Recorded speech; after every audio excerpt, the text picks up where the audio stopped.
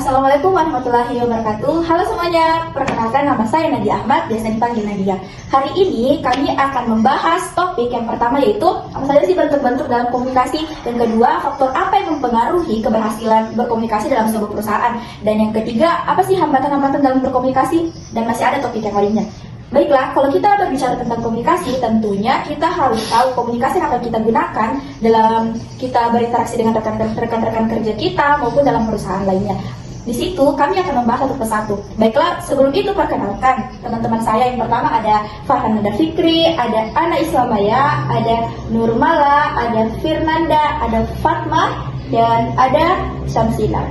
Nah, seperti yang kita ketahui kan masih banyak orang di luar sana yang belum tahu kan tentang apa sih bentuk-bentuk dari komunikasi sendiri itu. Nah, topik itu akan dibahas oleh Syamsila. Waktu dan tempat saya persilahkan. Komunikasi itu ada berbagai macam bentuk. Yang pertama itu komunikasi lisan. Kalau komunikasi lisan itu terbagi lagi menjadi dua. Komunikasi lisan formal sama informal. Kalau komunikasi formal itu kayak memberikan presentasi di depan. Terus kalau informal itu yang kayak lebih santai, yang lebih kayak ngobrol sama teman-teman tak. Terus yang komunikasi kedua itu komunikasi nonverbal. Kalau komunikasi itu yang lebih melibatkan penggunaan bahasa tubuh, ekspresi wajah atau bahasa isyarat lain.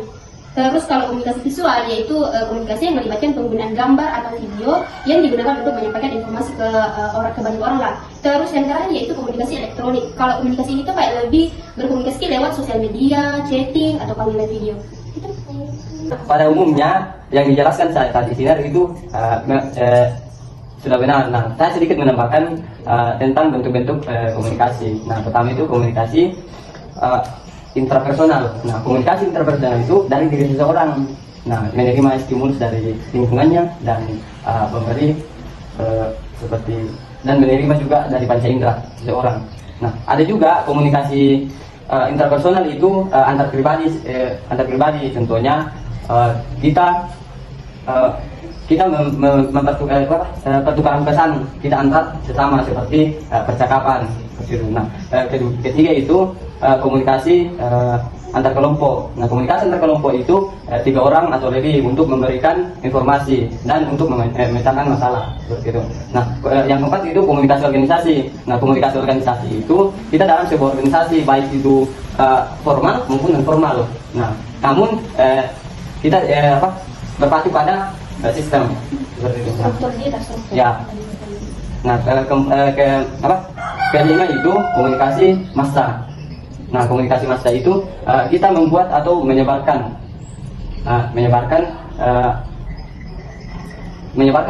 kita komunikasi ke orang-orang yang banyak atau umum seperti itu. Terima kasih. Nah, setelah bentuk-bentuk dari komunikasi, pasti ada faktor kan yang mempengaruhi keberhasilan perusahaan? Ya, pastinya. Nah, apa sih?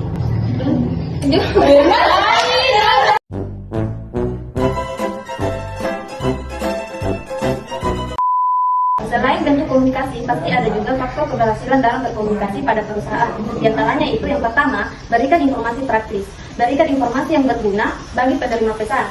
Bantu mereka mengambil keputusan atau memahami peraturan. Nah, faktor kedua yaitu gunakan fakta bukan opini. Gunakan bahasa yang kuat, detail dan informatif. Pastikan informasi akurat, meyakinkan dan etis. Komunikasi yang efektif penting untuk kesuksesan perusahaan. Pastikan informasi yang disampaikan bermanfaat, akurat, dan berdasarkan fakta. Nah, sedikit menambahkan faktor keberhasilan dalam komunikasi pada perusahaan yang saya ketahui yaitu menyajikan informasi yang ringkas dengan cara yang efisien. Artinya perusahaan tersebut sangat menghargai waktu yang dimiliki oleh penerima pesan tersebut, dan dengan itu perusahaan tersebut akan mendapatkan umpan balik yang positif. Dan selanjutnya yaitu memperjelas harapan dan kewajiban.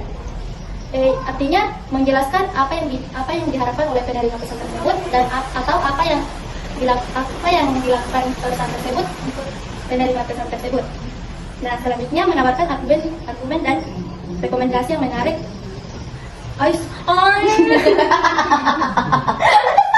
A few moments later. Yang terakhir yaitu menawarkan argumen dan rekomendasi yang menarik dan persuasif. Nah, itu saja. Nah, setelah faktor-faktor yang mempengaruhi pasti kita kira-kira akan pernah lepas dari hambatan-hambatan kan? Jadi mungkin apa saja sih hambatan-hambatan yang mempengaruhi tentang apa itu dalam berkomunikasi? Nah, untuk mencapai sebuah keberhasilan dalam komunikasi perusahaan itu pasti tidak mudah karena ada beberapa hambatannya. Yang pertama, hambatan fisik, yang dimana ada beberapa poin dari hambatan fisik. Yang pertama itu hambatan kebisingan. Mungkin antara komunikator dengan komunikan ketika berbicara itu terganggu akan yang namanya kebisingan. Kemudian ada gangguan-gangguan lain seperti mungkin ketika orang melakukan presentasi ada yang melakukan interupsi. Nah, itu akan membuat orang sulit fokus terhadap apa yang dijelaskan oleh presentator tersebut. Kemudian ada juga jarak antara komunikan dengan komunikator itu mungkin jauh, jadi membuat pesannya tidak. Kemudian ada hambatan semantik, di mana hambatan ini tuh berupa perbedaan bahasa. Mungkin antara komunikator dengan komunikan menggunakan bahasa yang berbeda, sehingga pemahaman ini tidak, pesan yang akan disampaikan ini tidak sampai karena adanya perbedaan bahasa tersebut.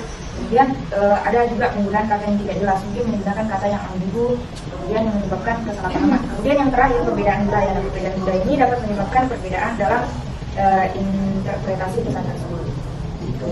Nah, selain yang tadi sudah dijelaskan oleh pendapat Nana, ada beberapa juga yang saya ketahui mengenai hambatannya. Nah, hambatannya itu dalam psikologis itu mengenai perbedaan persepsi. Nah, ketika kita dengan lawan bicara kita berbeda persepsi atau beda pendapat, nah hal itu akan menimbulkan kesalahpahaman. Nah, setelah itu juga prasangka. Nah, ketika kita berprasangka buruk kepada lawan bicara kita, nah itu akan membuat kita sulit untuk menerima pesan apa yang disampaikan oleh lawan bicara kita. Nah, selanjutnya itu mengenai emosi. Nah, ketika kita sedang berbicara dan emosi kita meluap atau tinggi dan tidak terkendali, nah hal itu membuat kita tidak bisa berpikir jernih dan tidak bisa berkomunikasi secara efektif. Nah, mengenai hambatan mekanisme. Nah, seperti yang kita ketahui bahwa zaman sekarang itu teknologi semakin berkembang dan penggunaan untuk berkomunikasi seperti komputer, smartphone dan lain sebagainya itu semakin juga berkembang. Nah, ketika peralatan tersebut rusak, maka hal itu juga menghambat komunikasi karena membuat komunikasi itu menjadi tidak mungkin untuk dilakukan. Nah, selanjutnya ketika handphone atau komputer ada tapi internet atau jaringan yang tidak ada, maka hal itu juga menghambat komunikasi karena itu dapat juga mengganggu komunikasi. Nah, selanjutnya itu hambatan perilaku. Nah, ketika kita berbicara dengan lawan bicara tapi lawan bicara kita kurang perhatian apa yang kita bicarakan, nah hal itu mungkin tidak, karena lawan bicara kita tidak memperhatikan kita bicara dan mereka mungkin tidak akan memahami apa yang kita bicarakan. Nah, yang kedua itu ketidakjelasan apa yang disampaikan oleh lawan bicara ke kita. Nah, itu akan menjadi menghambat karena kita tidak mengerti apa yang disampaikan, otomatis kita juga tidak tahu apa yang akan dibalas bicaranya. Nah, dan terakhir itu mengenai kebohongan. Nah, ketika komunikasi harus ada kepercayaan antara dua orang tersebut untuk berkomunikasi. Nah, ketika kebohongan ada, nah itu akan membuat kepercayaan rusak dan mungkin membuat komunikasi antara dua orang tersebut atau lebih itu menjadi sulit. Nah, seperti yang dialami di PT Gasterindo Jaya Global, ada beberapa hambatan yang dialami dalam PT tersebut. Yang hambatan yang dialami yang pertama yaitu hambatan geografis, yang artinya perusahaan tersebut itu memiliki lokasi yang terpisah-pisah antara divisi yang satu dengan divisi yang lainnya. Tentunya itu menjadi hambatan dalam sebuah perusahaan. Ya.